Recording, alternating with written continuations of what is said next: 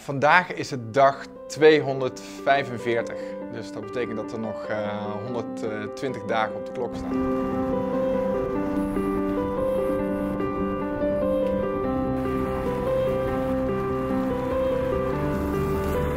Ik heb mezelf de challenge gesteld om dit jaar 365 dagen achter elkaar minimaal 25 km per dag te fietsen.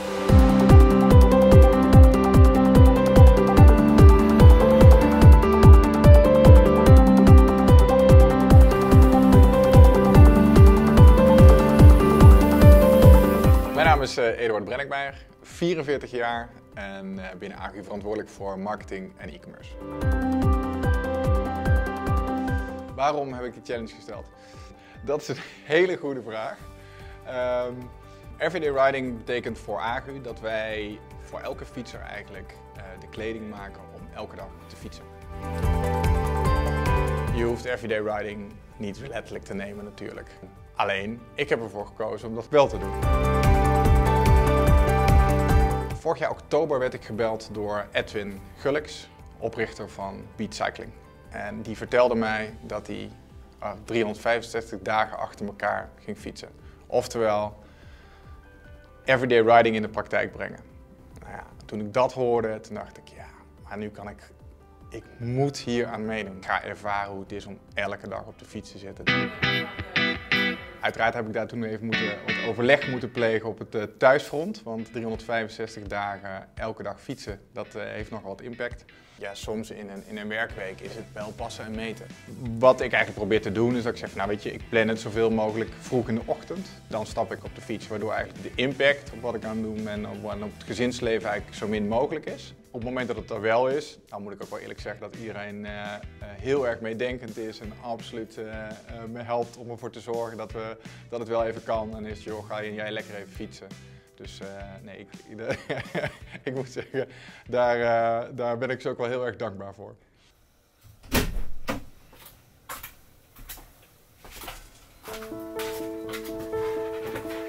Ochtends fietsen is echt wel rust. Weet je zit op je fiets, je staat op voordat iedereen opstaat. Je bent nog niet bezig met de tijd, niemand is op straat, het is stil.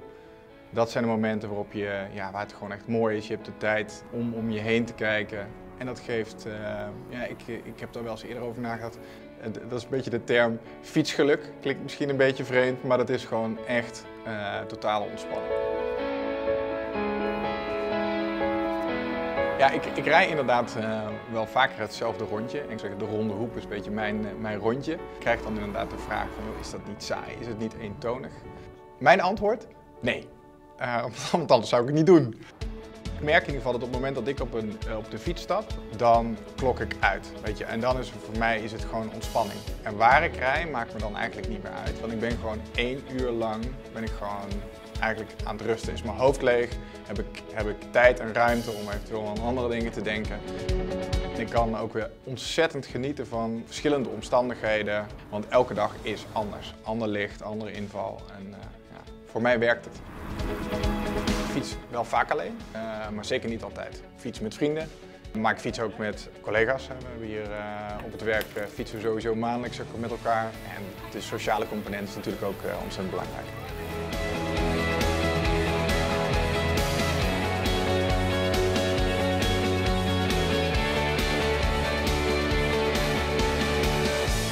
Ik denk dat het moeilijkste daaraan is, de afstanden die je rijdt, die zijn helemaal niet zo groot. Ik bedoel, het is 25 km per dag. Het is niet dat je ridicuul hard rijdt, maar er is nooit een dag die je overslaat. Dus er is nooit een dag dat je bij wijze van spreken op de bank zit, je voet omhoog legt en zegt van, nu is het even genoeg. En je rijdt altijd. Dat is denk ik de challenge, ik denk ook voor je lichaam. En dat merk je dus ook doordat je dat aan het doen bent, dat je ook je moet beter gaan eten. Dat merk je eigenlijk vanzelf. Je lichaam begint dat gewoon aan te geven. Als je er eenmaal mee bezig bent en het zit in je systeem, het gemak eigenlijk waarmee je dit doet en wat het je eigenlijk brengt, of in ieder geval mij brengt, rust en ook fysiek zeg maar gewin, dat kan ik alleen maar iedereen aanraden.